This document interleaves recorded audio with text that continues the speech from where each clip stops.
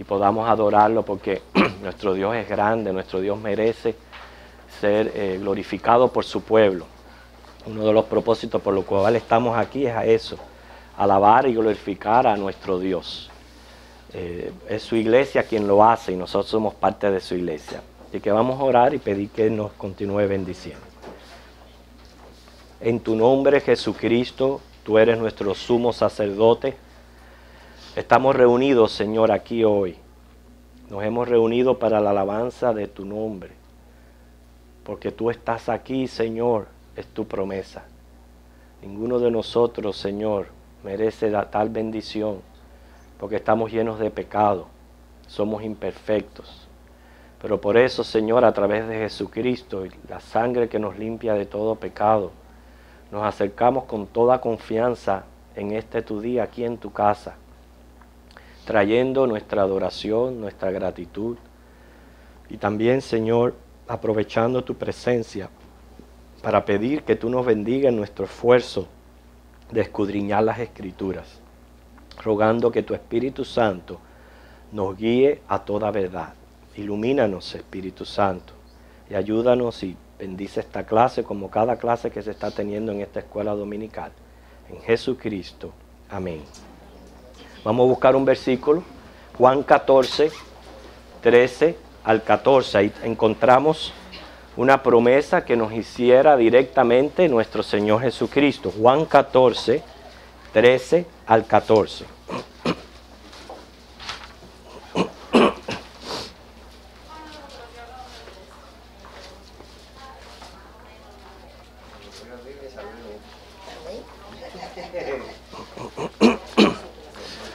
Juan 14, 13 al 14.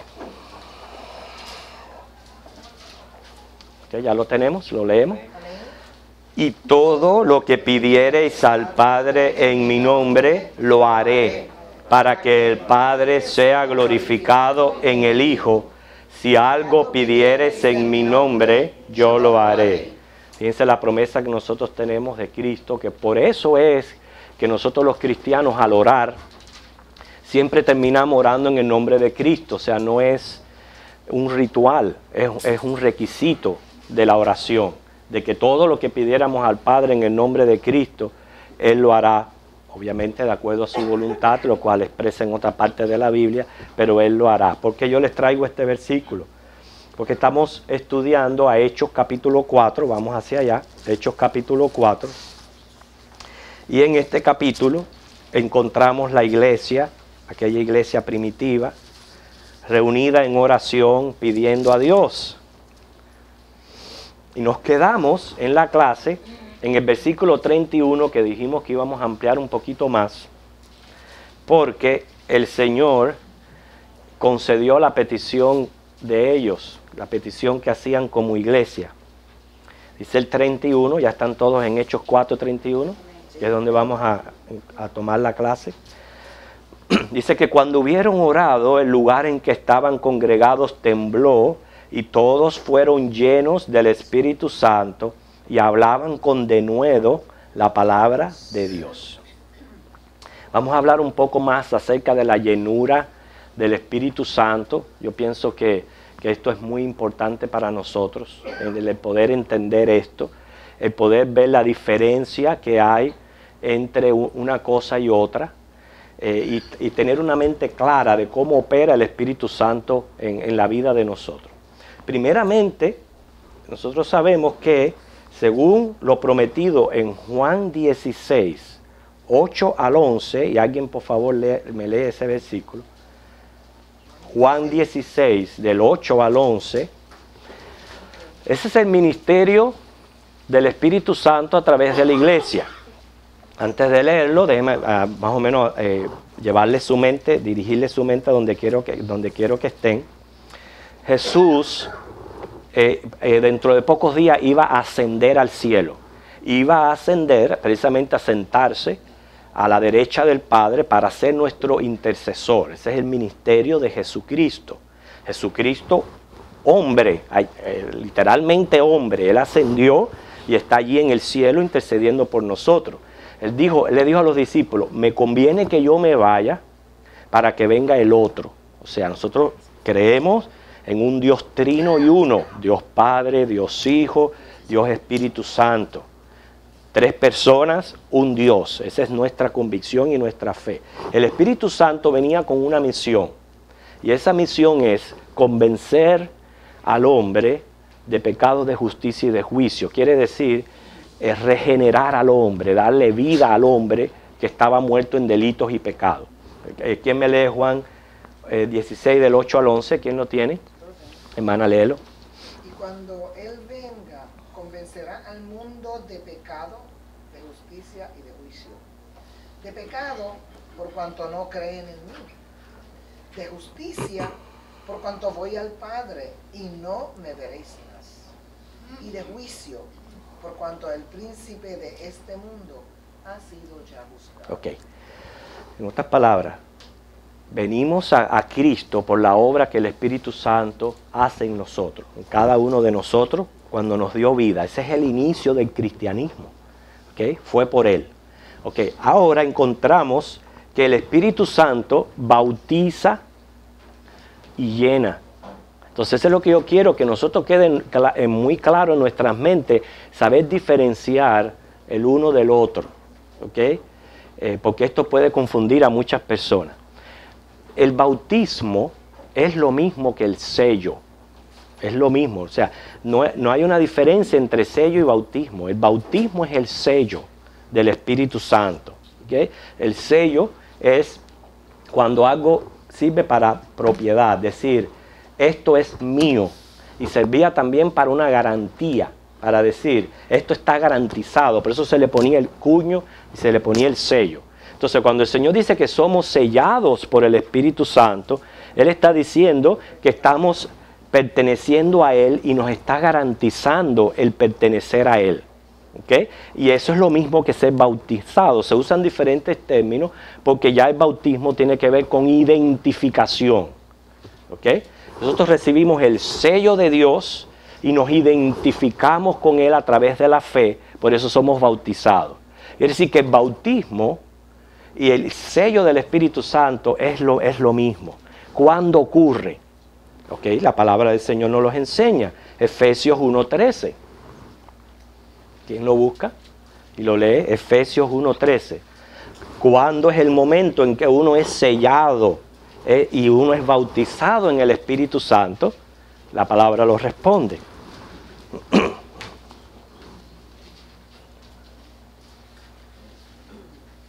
¿Qué dice? ¿Alguien lo lee, por favor?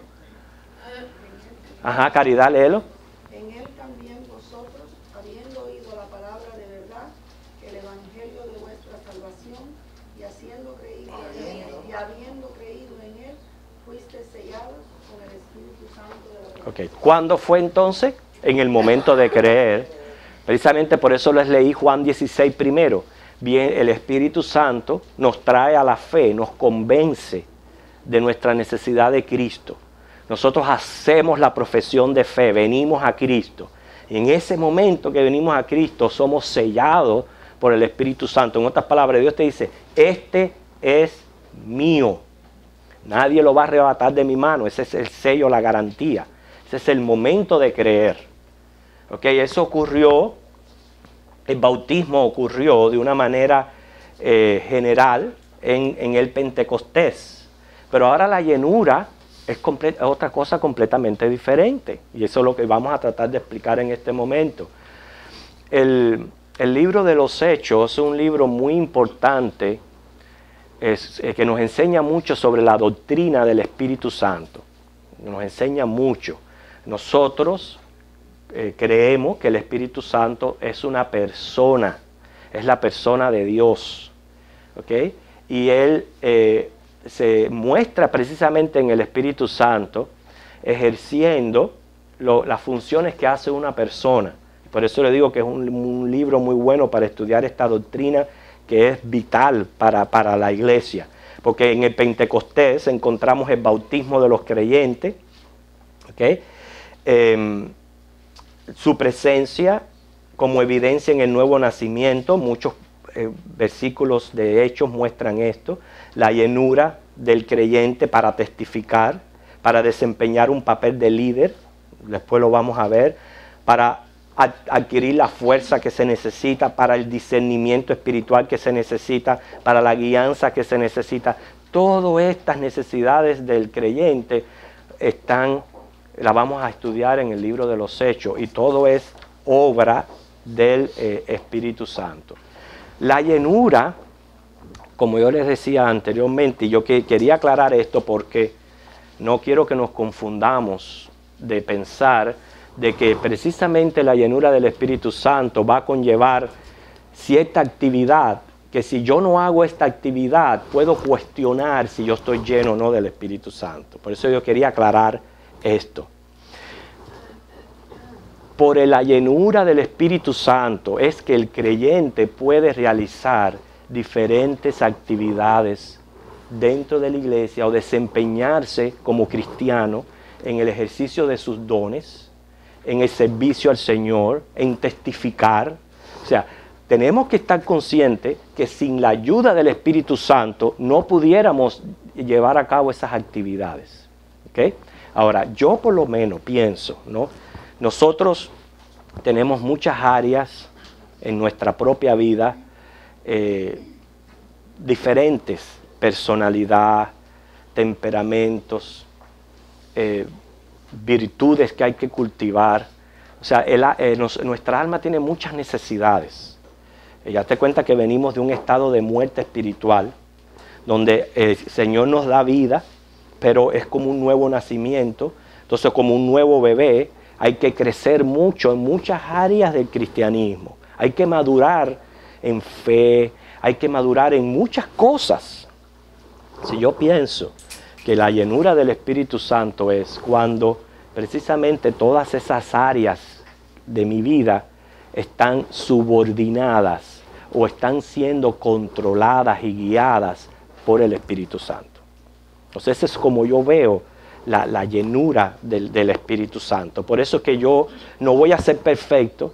Van a haber áreas donde van a ser deficientes todavía, pero no necesariamente significa de que yo esté vacío. ¿Entienden lo que yo le digo? Van a haber otras áreas que ya yo le he entregado el control y el dominio al Espíritu Santo y no tengo que preocuparme. Mira, nosotros tenemos que crecer en el amor hacia otras personas, en fe, en cuántas cosas nosotros tenemos que crecer, y no todos crecemos al mismo nivel. O sea, hay áreas que yo tengo mis fuertes, hay otras áreas que yo tengo mis debilidades. O sea, a medida que yo voy entregándome al Señor, y eso va a través de la experiencia, a través de lo que vamos viviendo con el Señor, a través del aprendizaje de la Biblia, vamos creciendo, y entonces el Espíritu Santo nos va llenando. Ahora, Efesios, precisamente 4, 30 al 32, no lo busquen, nada más que lo digo por referencia, pues tenemos que continuar en la clase.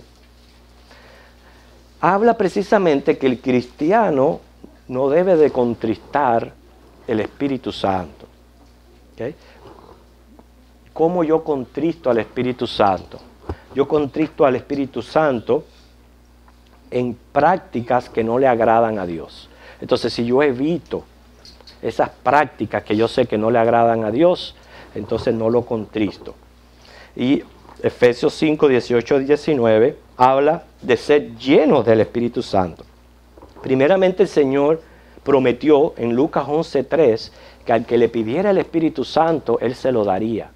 ¿Okay? Entonces, no es lo que nosotros tenemos que entender esto. No es que cuando una vez que venimos a ser creyente, en el momento que creímos, ya yo vengo a ser sellado, yo vengo a ser bautizado en el Espíritu Santo, yo vengo a ser propiedad de Dios y me identifico con la fe en Cristo. Pero de ahí en adelante, entonces yo tengo que cultivar mi comunión con Dios, la relación que yo voy manteniendo con Él a diario. Y de eso se trata la llenura del Espíritu Santo. Por eso dice Efesios, no lo contristes, evita prácticas que contristan al Espíritu Santo. Efesios dice, sé llenos del Espíritu Santo. Entonces, y Jesús dice, no, al que me lo pida se lo doy. ¿En qué aspecto? En que cuando el ser humano reconoce áreas de debilidad en su vida y reconoce que necesita el Espíritu Santo para poder vencer esas áreas, lo pide. Señor, ayúdame en esto, ayúdame en esto. Entonces, a medida que uno va experimentando esos cambios, uno siente esa llenura del Espíritu Santo. Por eso yo les hablaba que en la vida del cristiano, que estamos ahora todos en la santificación, hermanos, es vaivenes. Nosotros vamos a experimentar vaivenes espirituales en nuestra vida. Y todo esto lo decimos porque eso lo tenemos todos en común. Nosotros no podemos vernos como super santos, no podemos vernos por encima de los demás. Todos experimentamos vaivenes espirituales. Y puede ser áreas que yo me siento muy fuerte, pero de seguro que van a haber muchas débiles también. Y puede ser que esas áreas débiles mías, otros sean el fuerte de otros y viceversa. Entonces por eso ve que nosotros no nos podemos juzgar los unos a los otros, porque yo nunca voy a llegar a adquirir un nivel espiritual súper de todos los demás, porque en mi imperfección siempre van a haber áreas negativas, los cuales puede ser que sean las positivas de otros. Y por eso nosotros tenemos que tener mucho cuidado la manera en que nos juzgamos, la manera en que tratamos con otros, porque Dios nos está viendo. Y Dios sabe que nosotros también tenemos nuestras áreas que necesitamos crecer. Y quería explicarles todo esto, hermanos, porque precisamente aquí ellos fueron llenos del Espíritu Santo. O sea, yo no quiero que pensemos que como iglesia, al compararnos a lo que estaba pasando aquí con la iglesia primitiva, no tenemos el Espíritu Santo o cosas así. No, porque eso es ir en contra de lo que mismo Dios promete. Él promete el Espíritu Santo al que se lo pida, Él lo da. Es más, es que el Espíritu Santo es lo que nos hace creyentes, y una vez que somos creyentes, si perseveramos en Él es por el Espíritu Santo. Yo siempre digo, el Espíritu Santo en mi vida no hace basuras. Él está activamente obrando en mí. Eso es su promesa. Él dice, lo que yo comienzo, yo lo voy a ir perfeccionando. Esa es su promesa. Quiere decir, hermanos, que en medio de mi imperfección yo voy a experimentar crecimiento, yo voy a experimentar cosas grandes que el Espíritu Santo va a ir haciendo en mí, en el área de conocimiento, en el área del carácter, en el área de las virtudes, en el temperamento. En todo eso yo voy a experimentar cambios positivos por la obra del Espíritu Santo en mí. Aquí se está tratando de recibir la llenura específicamente para poder tener el poder y el ánimo de perseverar en la fe, inclusive de testificar en medio de circunstancias adversas, en medio de una persecución. Quiere decir que para eso en específico ellos fueron llenos del Espíritu Santo, pero era una iglesia llena también de imperfecciones como lo somos nosotros. ¿Ven lo que yo le digo? Lo que quiero que pensemos, no ver la iglesia que eran súper santos, ojalá fuéramos nosotros como la iglesia primitiva. Ellos eran pecadores, igual que somos nosotros, con debilidades como las tenemos nosotros. Pero ellos fueron llenos del Espíritu Santo, necesitaban esa llenura para poder testificar y mantenerse firme en medio de una persecución. Por eso yo digo, y es mi convicción, que si vinieran tiempos difíciles a nosotros, ese mismo poder que actuó en la iglesia primitiva, hermano, va a actuar en nosotros. Y nos va a dar la fe y nos va a dar el poder para perseverar de la misma manera. Precisamente cuando vienen tiempos difíciles, es cuando el Señor, yo me lo imagino así, cogiendo un árbol, sacudiéndolo bien duro, para ver quién queda y quién se cae. Y vienen tiempos difíciles a la iglesia y el Señor permite eso. Y sacude duro a la iglesia. Pero en ese sacudión, siempre van a ver que se van a mantener firmes. Los van a ver que van a caer, pero otros se van a mantener firmes. En esta ocasión, hubieron muchos que también cayeron. La persecución aumentó, fue aumentando de nivel, de un nivel religioso, pasó a un nivel político. Y hubieron muchos que profesaron ser cristianos que negaron su fe. Negaron su fe para evitar el filo de espada, para evitar la horca, para evitar ¿cómo dice?, ser quemados.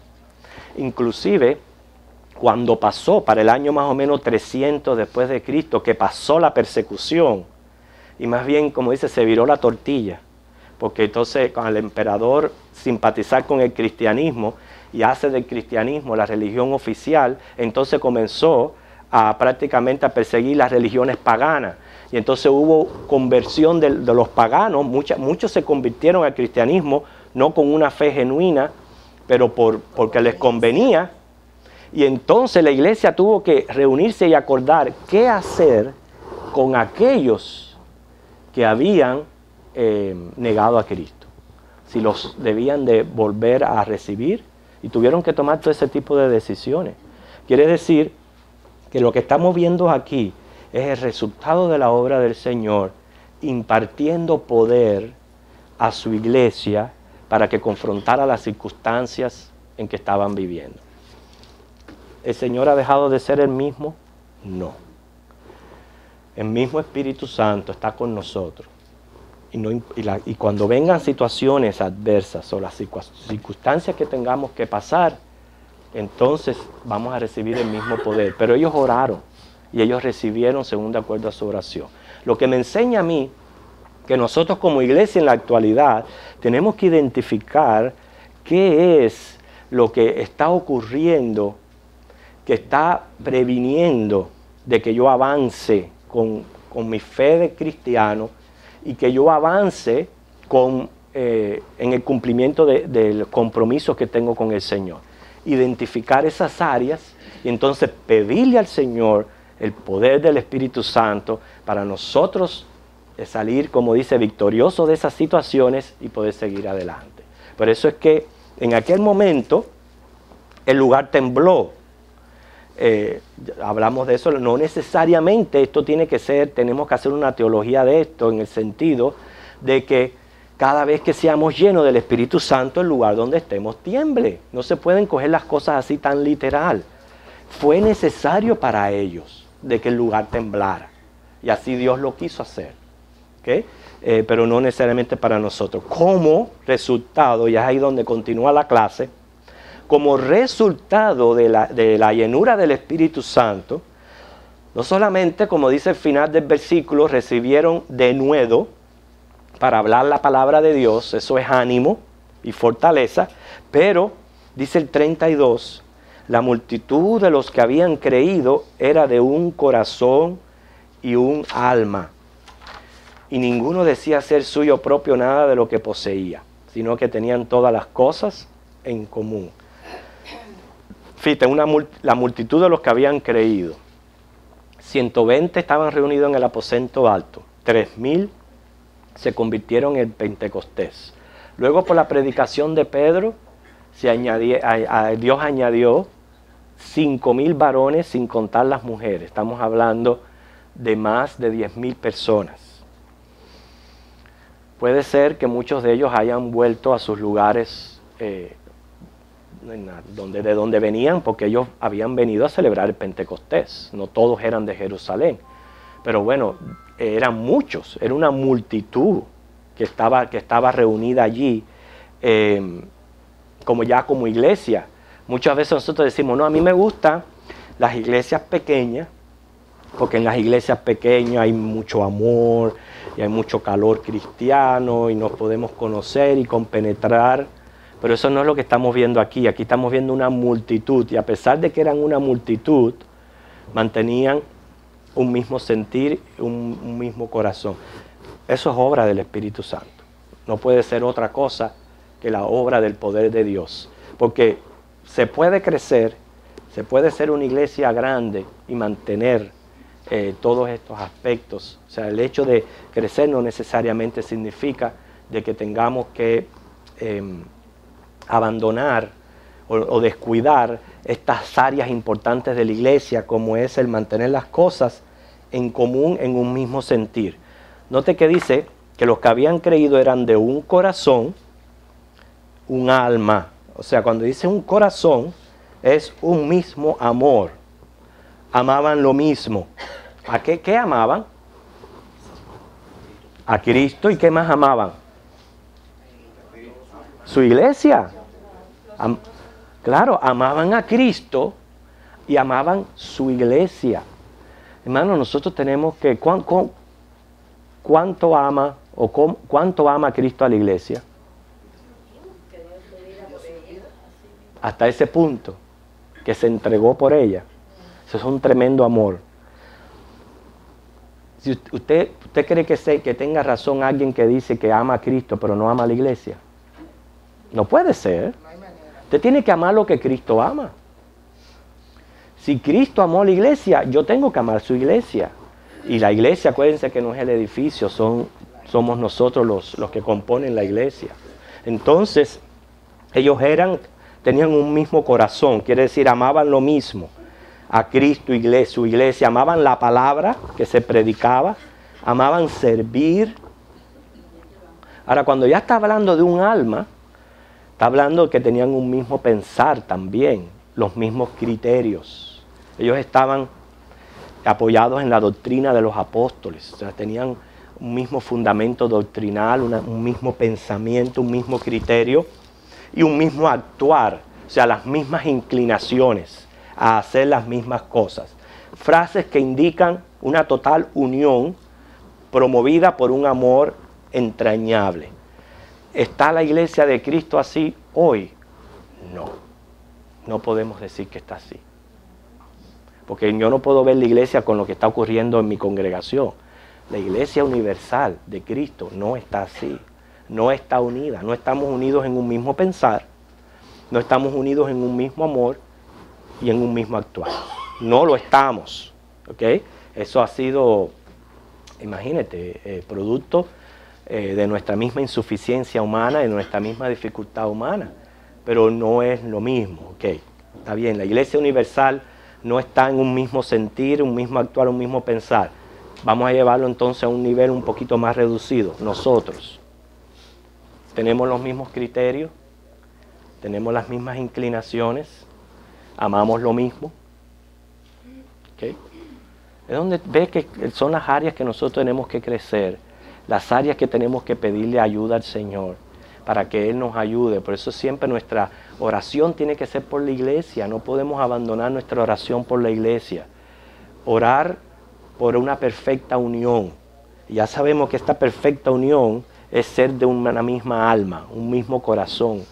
¿Okay? Amar lo mismo, tener los mismos criterios y actuar en lo mismo. Es difícil tener los mismos criterios, muy difícil, pero tienen que haber dentro de todo lo que es el sistema doctrinal, sí tienen que haber doctrinas. Yo siempre digo que no podemos nosotros negociar, que hay doctrinas específicas que sí es imprescindible que seamos de un mismo sentido, que tengamos los mismos criterios. ¿Okay? Por eso es que nosotros, cuando las personas quieren hacerse miembros de la iglesia, se les pide que estudien, se les pide que procedan a la entrevista, se les hace preguntas. ¿Por qué? Porque queremos, eso sí queremos, que la iglesia esté unida en un mismo criterio y en un base doctrinal, por lo menos las doctrinas fundamentales de la iglesia. Porque se imagina que no tengamos los mismos criterios en esos aspectos, ¿qué serían? Unos jalando por aquí, otros jalando por allá. Hay otras cosas, otros criterios que no vamos a llegar a tener los mismos, pero todo eso no viene por deficiencia en la palabra, la deficiencia está en nosotros, en nuestra mente, en nuestra manera de interpretar la Biblia, pero hay cosas que son bien importantes. Pero me resulta increíble, a mí me resulta increíble, pero es obra del Espíritu Santo, el hecho de que más de 10,000 personas fueran catalogados aquí de esta manera. ¿Okay? No había un espíritu de egoísmo, por eso dice ahí, ninguno decía tener suyo propio nada de lo que poseía, sino que tenían todas las cosas en común. Quiere decir que no había un espíritu de egoísmo. ¿Okay?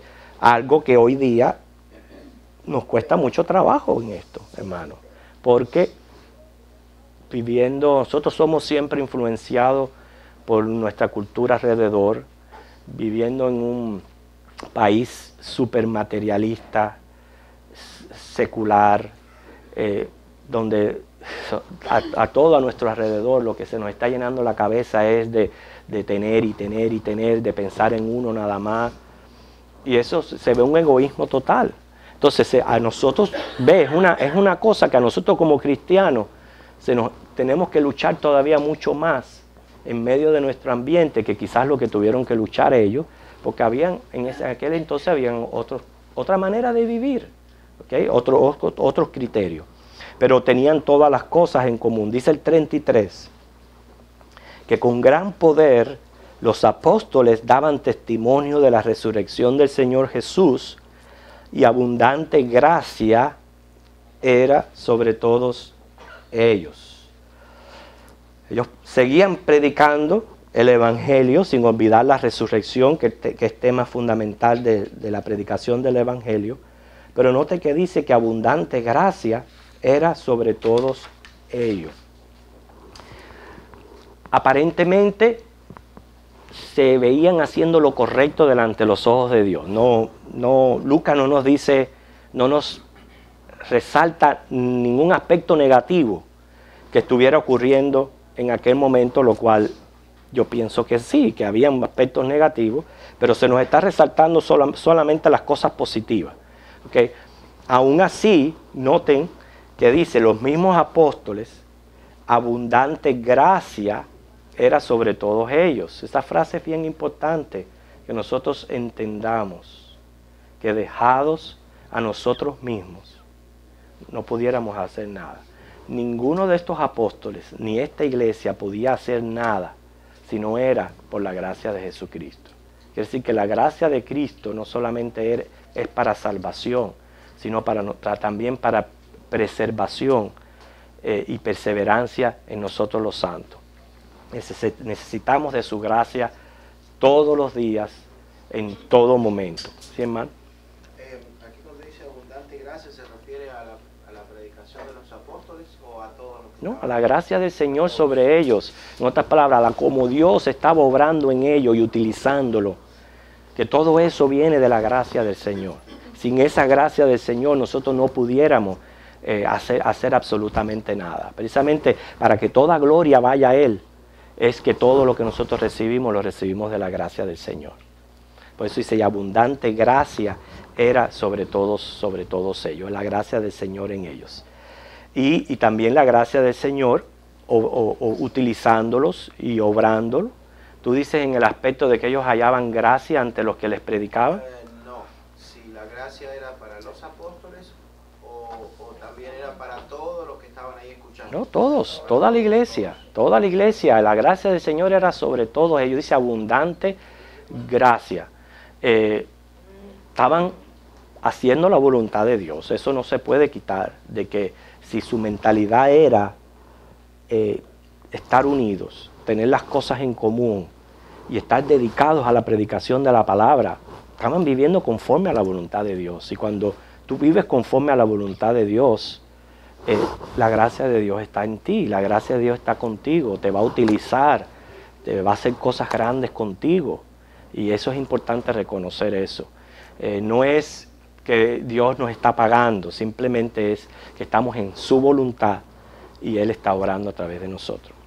Dice que el 34, así que no había entre ellos ningún necesitado, porque todo lo que poseían, heredades o casas, las vendían y traían el precio de lo vendido y lo ponían a los pies de los apóstoles y se repartía a cada uno según su necesidad. Este es el hecho de tener las cosas en común. Ellos no podían permitir que hubiera ningún necesitado entre los creyentes. O sea, no se concebía de que unas personas tuvieran abundancia y otros necesitando, pero estamos hablando de las cosas vitales de la vida. ¿Okay? Vamos a transportarnos un poquito a aquel entonces. La mayoría de las mujeres no trabajaban, ¿no es cierto? ¿Okay? La mayoría de las mujeres no trabajaban. Yo diría que ninguna mujer trabajaba. Excepto las prostitutas. Está bueno. Bueno, eso es lo que estamos hablando. Las mujeres no trabajaban. Se usaba la mano del esclavo que al usarse la mano del esclavo, eso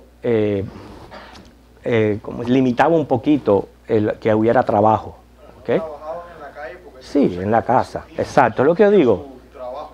Sí, en la casa, trabajaban en la casa, pero hasta hace poquito es que la mujer comenzó a trabajar en la calle prácticamente. Yo diría, inclusive me atrevo a decir el siglo pasado, que la mayoría del tiempo la mujer siempre ha permanecido en la casa, en su crianza de sus hijos y en sus quehaceres domésticos, que trabajan más que los hombres. Ahora, pero me refiero, no salían afuera a ganar un salario, no ganaban dinero, dependían totalmente del salario del marido.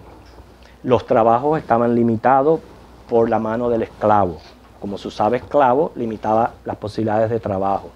Había mucha escasez, mucha necesidad. Aparte de eso, cuando comenzó la persecución verdadera, muchos perdían los trabajos, precisamente solamente por el hecho de ser cristianos. ¿Okay? Entonces no había ningún tipo de sistema de gobierno de ayuda a los necesitados. Fíjense, todas esas cosas hay que tenerlas en mente a la hora de traer este versículo y ver por qué la iglesia vendían sus propiedades y lo traían a los pies de los apóstoles. Estamos hablando de que, por ejemplo, una familia, al esposo se lo mataban, se lo quemaron en la hoguera por ser cristiano.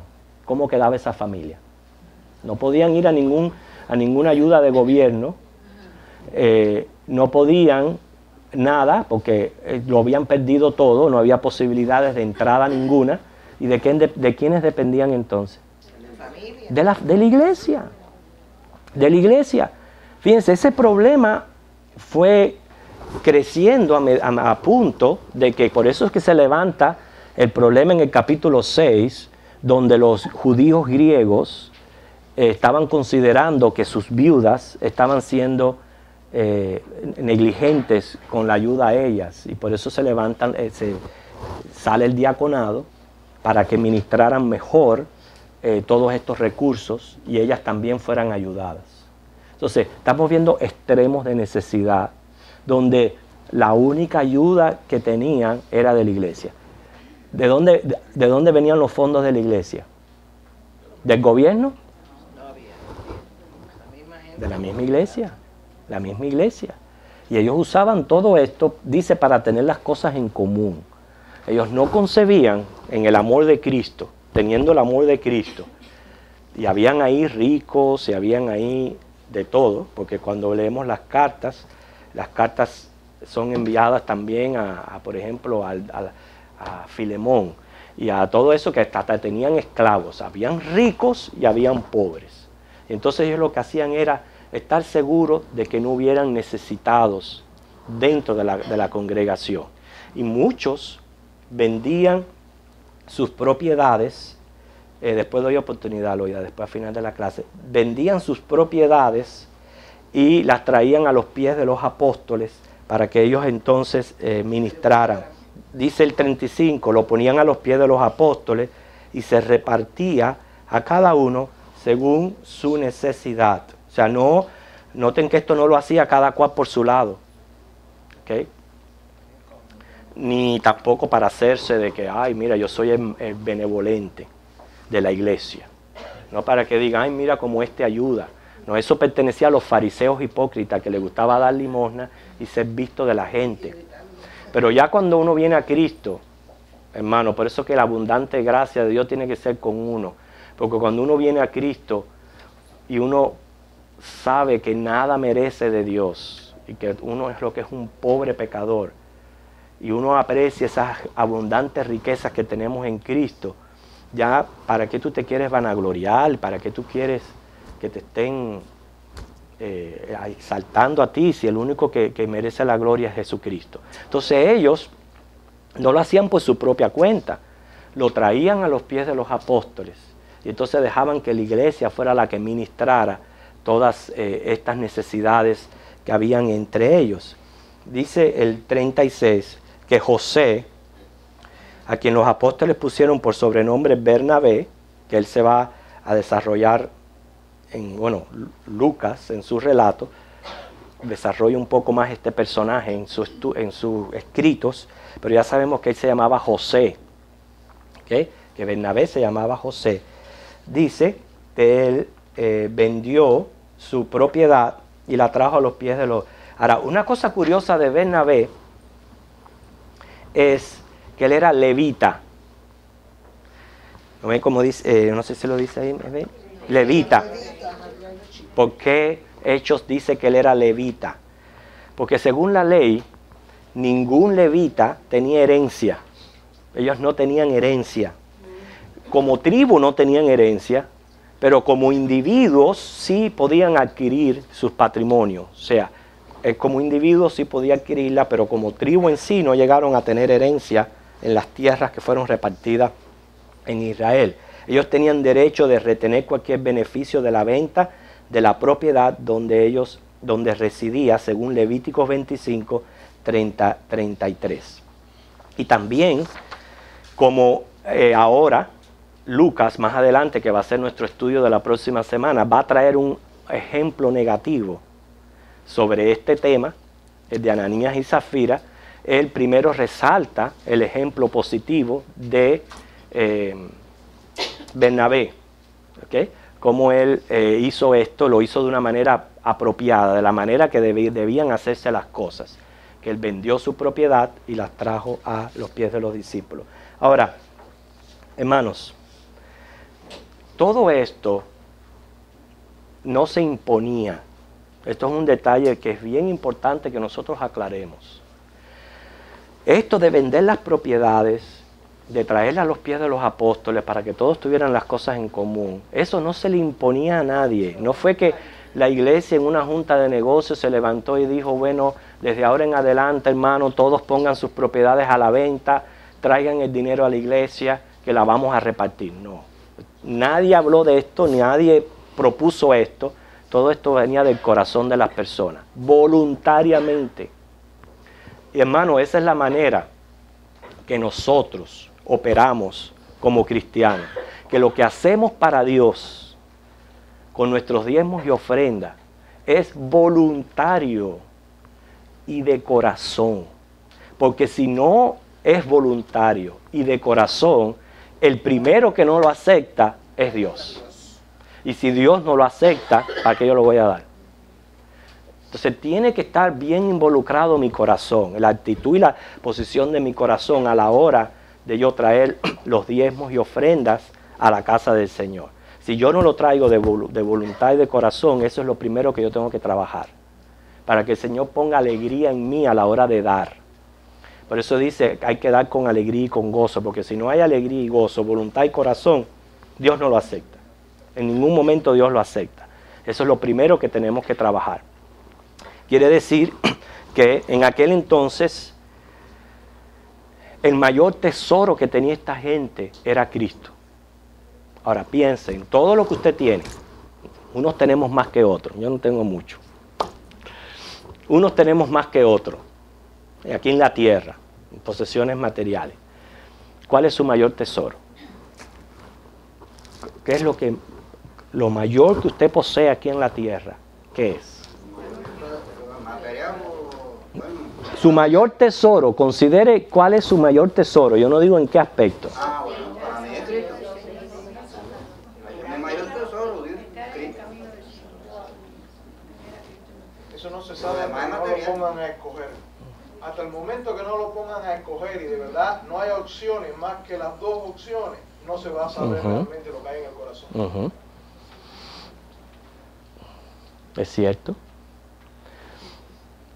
Cristo es el mayor tesoro. Porque mira, sin Cristo, Cristo es la vida eterna. Cristo es la vida eterna, la vida abundante.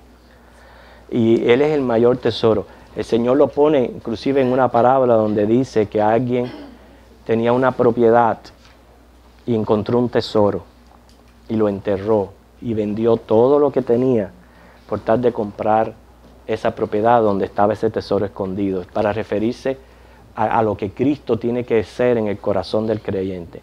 Cristo tiene que ser nuestro mayor tesoro. Y muchas veces estoy de acuerdo con lo que dice Josué. Yo no puedo decir Cristo es mi mayor tesoro y que no sea verdad, porque Dios va a probar eso. Él lo va a probar si de verdad Cristo es tu mayor tesoro. Y muchas veces la manera que Él lo prueba es quitándonos. Y mira lo que está ocurriendo en este país, hermano. Fíjense lo que está ocurriendo en este país. Las personas están perdiendo miles y miles de dólares. Los pobres no tienen que preocuparse, los pobres siguen con la misma, conformes con su techo, con su abrigo y con su comida. Siguen. Pero los ricos están perdiendo miles, millones de dólares. Así. Nada más que porque una cifra bajó, te representa miles y miles de dólares. Entonces, claramente nos está diciendo que todo lo que nosotros podamos tener como posesiones en este mundo no son garantizadas, comparadas a Cristo, no tienen ningún valor. ¿Okay? Entonces, mi mayor tesoro tiene que ser Cristo. Luego mi otro mayor tesoro, como decía Caridad, le sigue, debe de ser mi salud. Yo le tengo que dar muchas gracias a Dios por la salud que tenemos, porque la salud es la que nos permite hacer los tesoros terrenales. Y aún así en los tesoros terrenales dice la Biblia que Dios es quien empobrece y quien enriquece, porque de Él es el oro y la plata y las piedras preciosas, todo es de Él. Quiere decir que todo lo que yo tengo en mi vida es de Él. Como creador, Él es de Él. Yo lo que soy es un administrador de las cosas que Él me da. Y lo puedo hacer precisamente gracias a los dones que Él me da. O sea, esta era la mentalidad de aquellos creyentes. Para ellos Cristo era su mayor tesoro. Y por eso como cuando Cristo es tu mayor tesoro y tú tienes tu vida en el orden de prioridad correcto, tú vas a actuar de acuerdo a eso. Entonces no vas a estar tan atado a las cosas materiales. No te va a doler soltar las cosas o perder las cosas. No te va a doler. ¿Por qué? Porque Cristo es tu mayor tesoro. Y tú sabes bien que aquí en la tierra todas esas cosas son pasajeras. Es más, dice la palabra del Señor, ¿de qué te vale a ti ganar el mundo entero y perder tu alma? ¿De qué te vale? ¿Ok? Entonces, ¿cómo yo puedo entender esto en el medio del tiempo en que estamos nosotros viviendo? ¿No? Nosotros no podemos... Hay muchas personas que toman la palabra de Dios bien literal. ¿Por qué no cogen esta parte bien literal? No la cogen bien literal. ¿Por qué no cogen esta parte y lo hacen bien literal? No les conviene tomarlo literal. Okay. Por eso te digo, yo no podemos decir ahora, pues vamos a vender todas nuestras propiedades y tener todas las cosas. No es esa manera de aplicar la Biblia. Pero el Señor sí me llama a mí en un ámbito personal, a yo no ser tan egoísta, a no estar pensando nada más en mí. Y si hay personas necesitadas dentro de la iglesia que están carentes de las cosas vitales de la vida, hermano, ¿cómo yo voy a estar gastando en lujurias y en vanidades y un hermano mío no tener que comer? Piense. O sea, no estamos hablando ahora de vender ni nada de eso y traerlo a los pies de los apóstoles. No. Es tan simple, pastor, como un plato de comida. Plato de comida. Ajá. Pastor, ahí yo cogí el día de la fotografía, una revista que hay en la mesa, no sé si estará todavía, sobre la Unión Soviética, o las ex repúblicas soviéticas. Y ellos decían, estaban pidiendo ayuda, donaciones, de $25 donde pudieran, porque por $100 pueden ayudar a sobrevivir una familia en esa república donde se están muriendo de hambre. Si usted ve la fotografía de los cristianos, había otra que creo que se acabó, La Voz de los Mártires, donde había fotografías de cristianos, la fotografía de las espaldas, como los han flagelado por su testimonio de Cristo. Eso está pasando en este mundo hoy en día. Entonces nosotros a veces desperdiciamos el dinero en simpleza. Yo no estoy diciendo que no vivamos en la sociedad que estamos viviendo, pero a veces a lo mejor nos gastamos $2,000 en un viaje de vacaciones, mientras nuestros hermanos en el mundo con $25 pueden comer un mes o 2 meses. Y no nos preocupamos por saber cuáles son esas organizaciones que tenemos con base aquí y que están ayudando a esos ministerios. Y muchas veces esta sección que usted acaba de estudiar esta mañana, yo he oído a personas que no son cristianos, en realidad son socialistas, citando este pasaje para justificar su izquierdismo. Claro. Diciendo que esto es lo que hacían los cristianos. En realidad, la iglesia no legisló, como usted dice así, vamos a quitarle nada a nadie. No. Ahí la gente venía de su propio corazón. Voluntario. Lo que querían dar lo daban y lo que no querían dar no lo daban. No. Pero nosotros tenemos que entender, por ejemplo, que una persona en esa época a lo mejor tenía un vestido o dos vestidos en toda su vida. Porque un vestido normal, común y corriente, costaba 700, 800 denarios, que era el salario de 2 años de trabajo. El salario entero de 2 años de trabajo, un vestido normal, no el de un rico que costaba 7.000 denarios. Entonces, estamos hablando de que era para comer pan y a lo mejor tomar agua azúcar, lo que estaban repartiendo ellos. No era para que anduvieran en automóviles de lujo. No. Y esa vez tenemos la mentalidad equivocada porque no nos situamos en la época ni en lo que realmente estaba pasando. Fíjate cómo los closets han ido aumentando. La mayoría de las casas antiguas, los closets son 1 yarda. Y nosotros, ay, pero esa casa tiene el closet muy chiquito. ¿Qué va? No me gusta. No, queremos walk-in closet, y que todos los cuartos tengan walk-in closet. ¿Por qué walk-in closet? Para alojar todo lo que nosotros tenemos en abundancia. ¿Sí, Magdalena? También tuvimos la linda experiencia, el sábado pasado fuimos al aniversario de la Iglesia Gracia de México. Ajá. Y allí había un misionero que tiene un ministerio de llevar ayuda médica y están buscando voluntarios que no sean médicos para que sirvan de traductores y esas cosas. Y él ponía las vistas. Había un ministerio que se llama Zapatos para... La cuestión fue que reunieron una cantidad de esas cositas plásticas, no sé cómo se llaman en inglés, que se usa, ¿cómo es? Ajá, esos tipos de zapatos, de todos los tamaños y de todos los colores. Que a mí me hicieron tremenda ampolla. Pero lo bonito fue que fueron a una misión, creo que a un lugar, creo que fue a Perú o algo de eso, después del terremoto.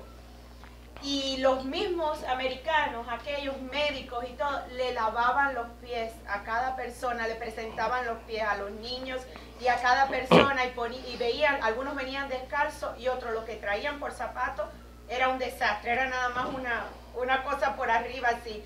Los pies todos heridos, todos dañados. Aquellos hermanos tirados en el piso, médicos y voluntarios se tiraban en el piso a lavar los pies de cada una de aquellos niños y de aquellas personas adultas. Y cuando le ponían aquellos zapaticos, simplemente eso, que lo que vale a veces 6, 7 dólares, a veces hasta menos, con la alegría que abrazaban a aquella gente. Solamente por los zapatos. Son cosas que nosotros podemos hacer y ayudar, y es una cosa tan sencilla. Involucrar. Eso lo hicieron en Haití también. Sí, están yendo a muchos países y yo tengo la información por si alguno la quiere. Hay un programa entero para los próximos años a qué países van a estar yendo. Y son médicos, exactamente, médicos cristianos que están donando 1 semana, 2 semanas de su tiempo para ir a servir a esos enfermos que hacen líneas para esperar que un médico los vea, porque nadie nunca va a un médico. No, si las necesidades son, hermano, necesidades genuinas, ¿ok? No necesitan ser médicos. Yo estuve conversando con este señor que es el secretario de la organización.